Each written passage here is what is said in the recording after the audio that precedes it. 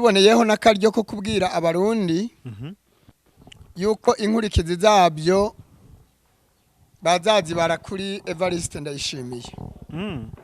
Yego ibizakurikiraho byose kuko byanze bikunze ntekereza yuko hari ingaruka zizagaruka ku Burundi. Kuko uyu munsi M23 ntabwo izareka kujya kwihora ku Barundi. No kuvuga ngo Evariste Ndayishimiye baramushutse kubera ko batishimiye ubuyobozi bwe. Baramushutse kugira ngo haboneke imbarutso, haboneke inzitwazo.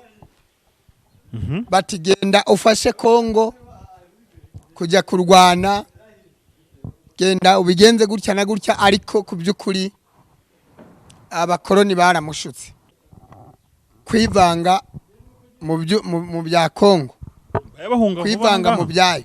Ababishoboye rwose baba bashaka inzira banyura, kuko byanze bikunze ndabona intambara ikomeye mu gihugu cy'u Burundi. Urayibona vuba cyane. Imana ije guhora inzigo kuko abarundi bimuye Imana. CNDD FDD yateje imyanda mu gihugu, yangije igihugu, yimuye Imana, yimika ibigirwamana ndetse n'ubupfumu mu gihugu.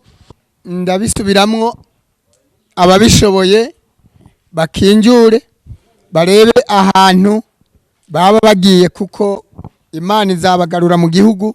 Imana irangije kweza igihugu cy'u Burundi. CNDD FDD azajyana nabo, nasigara akarokoka urubanza rw'Uwiteka dorahondi muzabimbaze, nawe azajyana n'abandi, kuko nawe arimwo mu bantu bimitse ibigirwamana. Nawe arimwo mu bantu bimuye Imana ndetse anayivuga ku munwa gusa no mu buryarya. Ubuyobozi bw'u Burundi niki bwabikoze, niki bubikoraho ko abantu birirwa bapfa nk'insazi? Babikoze wiki Bibiliya iravuga ngo ntimukifatanye n'abatizera. None mbayahaga na Evariste ko nzi neza ko babyumva kimwe, bifatanyije Ndayishimiye n'uwuhe? Nikihe yakoze nk'uruhare? Njewe abo ntabwo nabasengera, kuko abo n'abantu babaye akahebwe, n'abantu Imana nta bugingo bafite.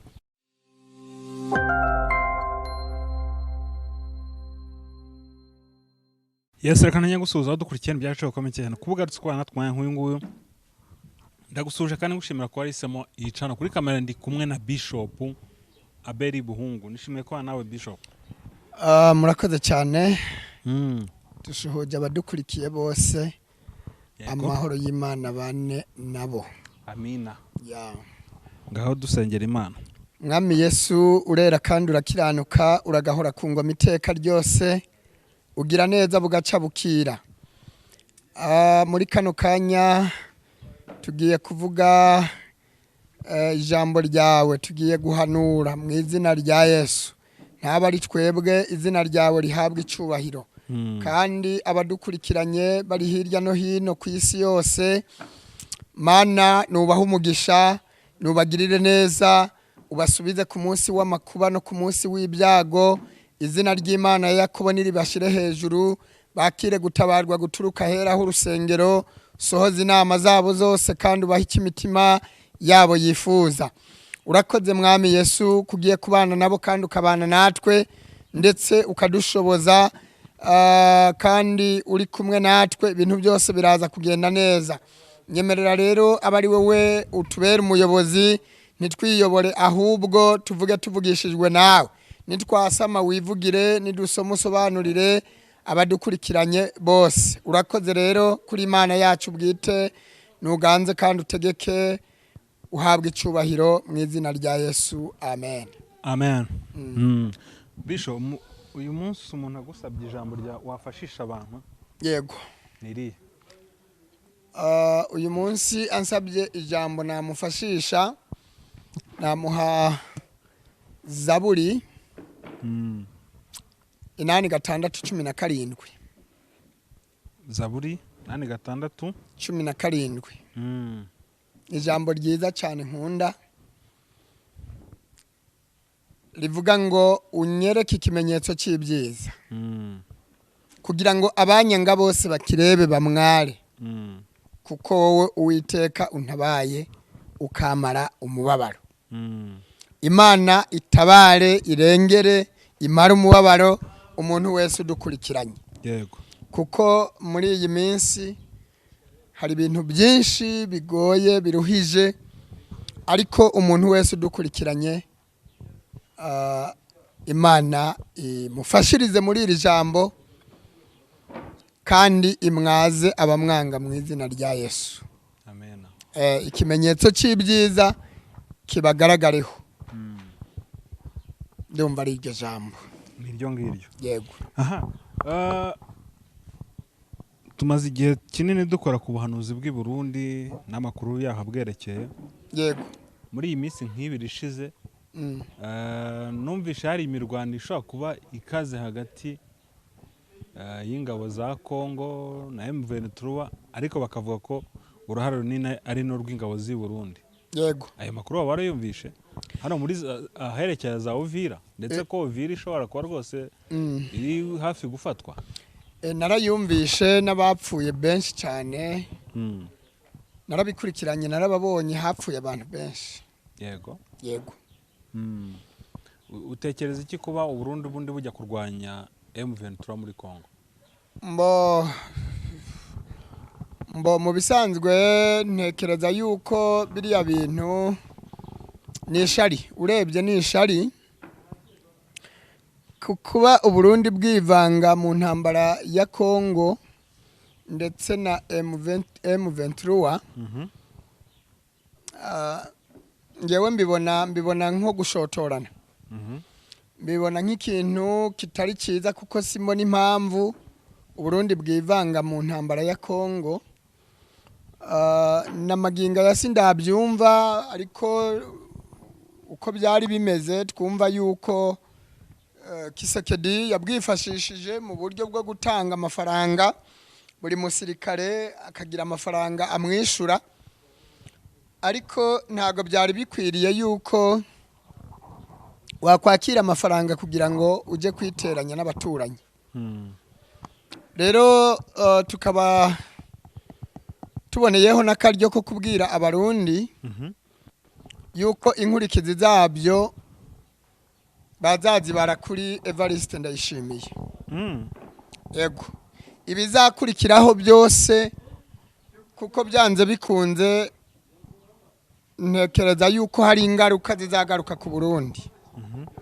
Kuko uyu munsi M23 ntabwo izareka kujya kwihora ku Barundi. Niko ubibona? Niko ngewe mbibona. Byanze bikunze abarundi bitege intambara ziturutse ku basirikare b'u Burundi bajya kurwana muri Kongo. Rero ntabwo ari byiza, ingaruka zose zizabazwe Evariste Ndayishimiye, perezida w'igihugu cy'u Burundi. Kuko yakunze amafaranga kuyarutisha abarundi yashoye muri iriya ntambara. Ntabwo rero ingaruka zizabura kuza ku gihugu cy'u Burundi. Iyi ntambara iherutse kubera Kamanyora, imbunda yarasa muri Kamanyora yari mu Cibitoke mu gihugu cy'u Burundi. Ni ibintu rero bibabaje kuba wahagarara mu gihugu cy'u Burundi ukarasa mu kindi gihugu kandi icyo gihugu kitaguteye. Ntekereza rero yuko biriya ari ubushotoranyi bukomeye cyane, buzagira ingaruka ku Barundi n'Abarundi kazi. Abarundi bitegure kururwana. Kuko byanze bikunze M23 izambuka ize kwihora. Kandi byanze bikunze babona yuko kutagera kuco bifuza ari Uburundi bubigizemo uruhare. Byanze bikunze rero kugira ngo bagere kuco bifuza bagomba kubanza kwihora ku Burundi. Ibi rero njyewe ndanenga cyane Uburundi cyane cyane Evariste Ndayishimiye perezida w'igihugu cy'u Burundi ntago byari bikwiriye ari amafaranga yari kuyareka hanyuma na cyane cyane impamvu ikomeye cyane ituma njyewe munenga nuko abasirikare benshi b'igihugu cy'u Burundi bahasize ubuzima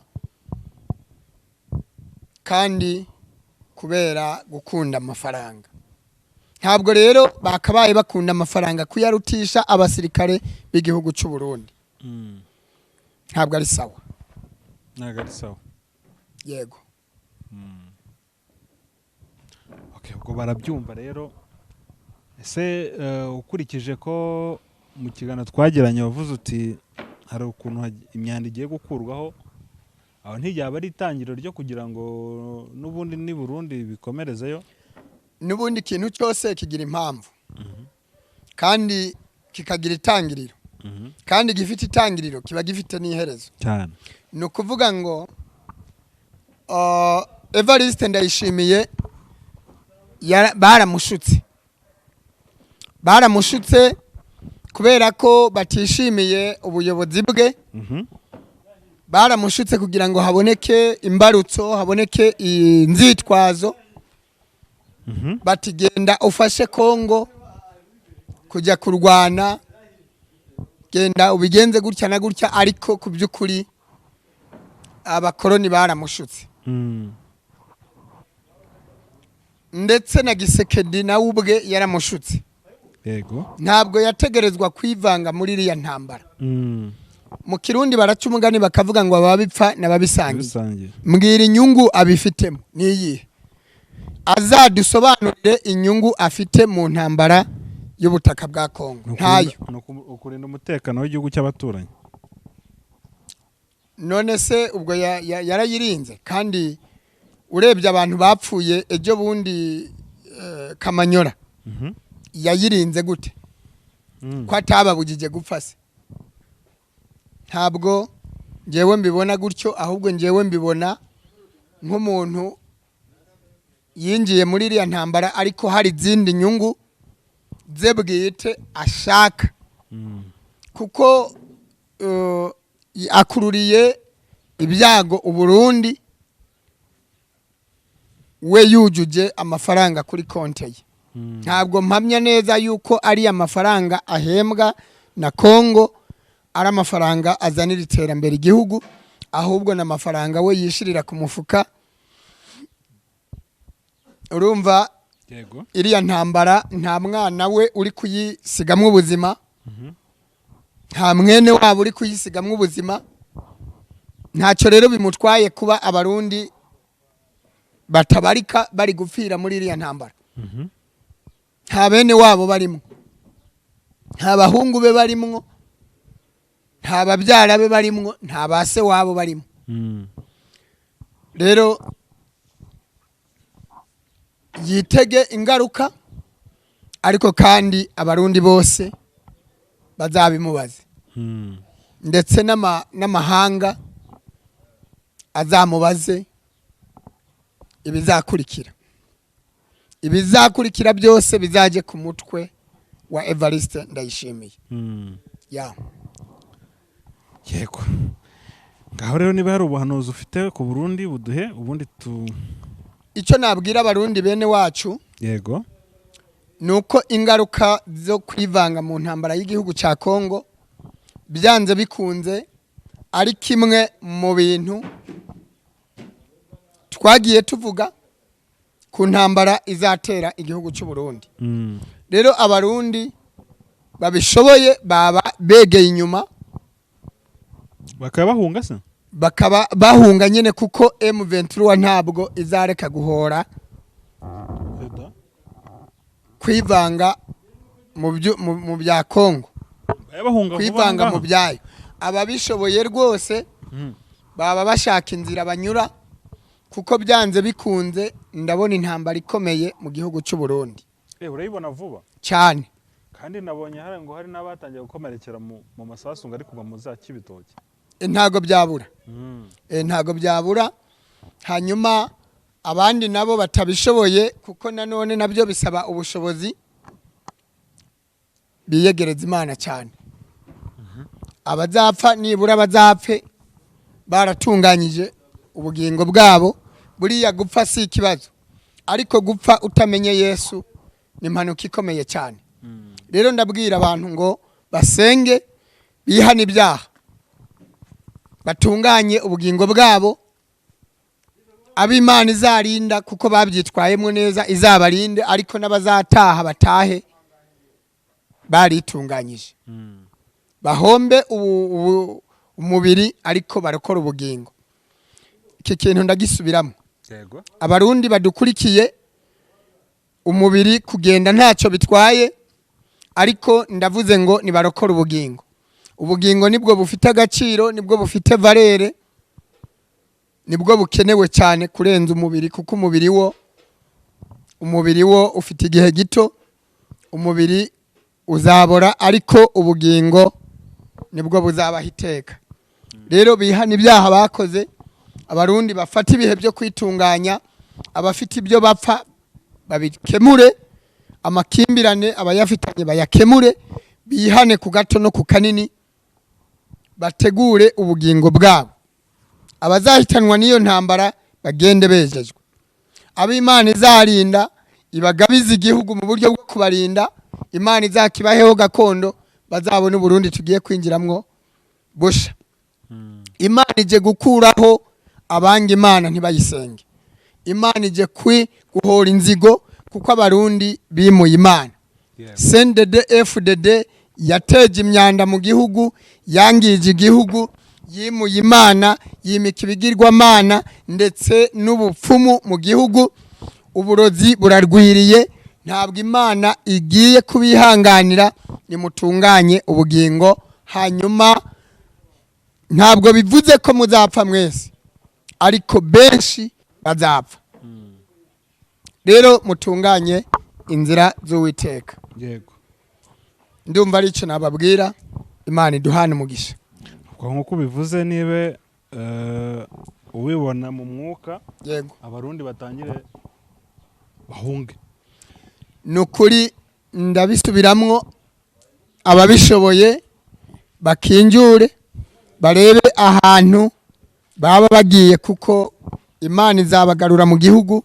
Imana irangije kweza igihugu cy'u Burundi. Ikibazo nuko ahubwo hari abarimo gutahuka. Abarimo gutahuka igihe kitaragera, ndabizi neza bazabyicuza, bazarira batagira gitabara, kuko twagiye tubivuga. Twavuze ko bakwiye gutegereza bagataha CNDD FDD ivuye ku buyobozi. Baranze kubyumva, abantu twaburiye bose bakanga kubyumva. Ndabizi neza yuko bazamenya neza yuko ibyo twahanuye ari ukuri. Nta mahoro ari mu gihugu cy'u Burundi, ntayo, ntarakaboneka, ntazanaboneka akiyoboye CNDD FDD. Ntabwo bikunda. Bategereze ibanze ive ku butegetsi. Bategereze nibabona CNDD FDD ivuye ku butegetsi batahe. Yego. Ese nta makuru ya mushuti wawe Apotre Mbayahaga? Apotre Mbayahaga nawe ariyoberanya kimwe n'abandi. Uriya ni intumwa ya CNDD FDD. Twagiye tubivuga, nta gakiza kari muri Mbayahaga, nta na gatoya. Nukuri ndabarahiye, Mbayahaga nawe ategereje gucibwa urubanza kimwe n'abandi bose bagize CNDD FDD. Azajyana nabo. Nasigara akarokoka urubanza rw'Uwiteka, dorahondi muzabimbaze. Nawe azajyana n'abandi, kuko nawe arimwo mu bantu bimitse ibigirwamana. Nawe arimwo mu bantu bimuye Imana, ndetse anayivuga ku munwa gusa no mu buryarya. Kandi abantu bayivuga ku munwa bakayivuga mu buryarya, ndabizi ko aho bukera bagiye kumaramara bagakorwa n'isoni. Yego. Ubwo nawe no kumusengera cyane nyine ababishoboye, niba yagarukira ahageze simbiza. Njyewe nta mwanya mfite wo kumusengera. Abamusengera nibamusengera, ariko njyewe sindimwo, kuko njyewe nta gihe mfite cyo gutakaza.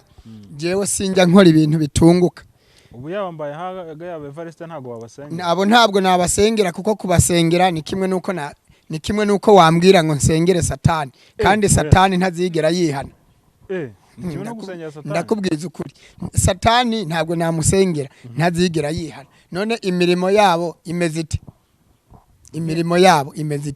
nk'iya satani Bibiliya yavuga ngo tuzabamenyera ku mbuto bera none urambwira abantu birirwa bica abandi bakirirwa bamena amaraso niki yakoze kuri bene wabo birirwa bapfa batoragurwa hirya no hino imirambo muri za rigori no mu mashamba no mu mazi niki yakoze ko ari umuntu w'Imana ko yiyita umuntu w'Imana niki yabikozeho ko mbizi neza ko ari umwe na Ndayishimiye ko nzi neza ko bavugana niki yakoze niki yamubwiye ubuyobozi bw'u Burundi niki bwabikoze niki bubikoraho ko abantu birirwa bapfa nk'insazi babikoze hwiki Bibiliya yavuga ngo ntimukifatanye n'abatizera none mbaye ahagana Evariste ko nzi neza ko babyumva kimwe bifatanyije Ndayishimiye nuwuhe nikihe yakoze nk'uruhare rwo kuburizamwe abantu birirwa bica abandi abantu baranyuruzwa bakaburwa irengero uko bukeye nuko bwije babikoze hwiki ahubwo njewe ico nabatangariza nuko bagiye kujyana n'abandi nkuko ibishingwe bitwagwa n'umuyaga wo mu butayu abo ngabo ntabwo nabasengera rero ntabwo wabasengera njewe Bishop Buhungu Abeli nk'umuntu watoranyijwe kandi wahamagawe mu buryo budasanzwe wahawe ubwenge n'Imana njewe abo ntabwo nabasengera kuko abo n'abantu babaye akahebwe n'abantu Imana nta bugingo bafite abo rero sinabatakazaho umwanya Bibiliya iravuga ngo ntimukifatanye n'abatizera uwizera n'utizera basangiye iki Kristo ahuriye he na Beliyali kandi urusengero rw'Imana nzima ruhuza rute nibigirwamana ntabwo bishoboka umwana wo kurimbuka n'uw'ubugingo yego ntabwo satani azigera yihana ibyo ntabyo muzigera mubona ategereje gucirwaho iteka sawa yego ntabwo satani azigera yihana Bishop urakoze cyane ubwo nyine wababwiye bumvireho bene Gahini barangije gucirwa urubanza yego abo nta gihe mfite cyo kubasengera wowe wasengera abahe ubu ngubu nasengera bene Abeli kuko Bibiliya iravuga ngo Imana ishumbusha Aburahamu imushumbusha Abeli uyu Abeli imushumbusha nukuvuga ngo Imana yamuhaye Abeli mu cyimbo cya Abeli wishwe na Gahini yego murabyemera neza Imana yamushubije Abeli iramumushumbusha mu cyimbo cy'uwishwe nande na Gahini Imana imuvuma yaramubwiye ngo genda ubinzererezi ku isi ntihagire n'uwuzakwica kubera ko n'uwakwica nabimuhora Gahini rero yarabyaye arororoka aba bene Gahini nibo baduteje ikibazo mw'isi nibo bicanyi dufite nibo bapfumu dufite nibo bantu bimika ibigirwamana mu rwego rwo kwimura Imana bayirwanya yego noneho Abeli we yarabyaye arororoka urubyaro rero rwa bene Abeli nibo bantu bakomeje inzira y'umusaraba biranditse tuzafata igihe cyo kubisoma neza ariko ndumva hari n'ikiganiro twigeze twakora ibi bintu tubivugaho bene Abeli bakomeje inzira y'umusaraba bene Gahini bakomeza kurwanya Imana no kuyimura birumvikana rero ntacyo wakora ngo bene Gahini bareke kwica no kuroga ntacyo wakora ngo bene Gahini bareke kurwanya Imana kuko Abeli yishwe na Gahini mu rwego rwo kuburizamwo umugambi w'Imana mu rwego rwo kurwanya Imana n'ubundi yego ntabwo rero nabasengera jewe nsengera abakunzi b'umusaraba ntabwo nsengera abanzi b'umusaraba ubwo Apotre Mbayahaga ntazirwa guhamagara na Evariste Ndayishimiye ntacyo byatanga kugira ngo azaguhamagare ntiyaguhamagaye none igihe cye cyararenze nanjye ubwanjye naramuhamagaye Evariste Ndayishimiye inshuro zirenze imwe yanga kunyitaba ubu rero ntibigikenewe ko yampamagara azabyihorera yego uwizera n'utizera ntaho bahuriye nta naho tuzahurira yego duhe nimero yawe ku muntu waguhamagara ubundi twisoreze ikiganiro +250 78 58 64 705 akamenyetso ko guteranya 250 78 58 64 705 no kuvuga ngo iyo nimero iba kuri WhatsApp abatwandikira mutwandikire abaduhamagara muduhamagare ntimutubipe ikibazo cyose mwatubaza turiteguye kugisubiza yego nta kibazo abifuza ko tubasengera ni bene Abeli baduhamagare bene Gahini batwihorere rwose ariko umuntu yumva ko ari urubyaro rwa Abeli uwo nguwo nta kibazo biremewe ariko bene Gahini bamwihorere ntibampamagare bene Gahini niyo baduhamagaye batubwira amagambo y'urucantege baradutuka badusubiza inyuma batesha agaciro ivuga butumwa ryacu ntabwo bari agaciro abo ngabo nabantu bategereje urubanza rw'Uwiteka kandi nejo bundi aho bukera bitegure kwibagirana mw'isi y'abariho ibyo bakora byose ni ibyacu ntabwo ari ibyabo ibyo bakora ni ukuvuga ngo amazu bubaka business zose bakora ni izacu kuko bo bazarama igihe gito Bibiliya iravuga ngo bazacibwa nk'uko ubwatsi bubisi bucibwa bukuma amazu akomeye bubaka nitwe tuzayaturamwo kuko umukiranutsi azaragwa igihugu Imana izakimuhaho gakondo agituremo ariko abanzi b'umusaraba Uwiteka azabamaraho yego bishoreka ngushimire kandi dushimire n'abari badukurikiye bigana byacu n'akagaruka shalom murakoze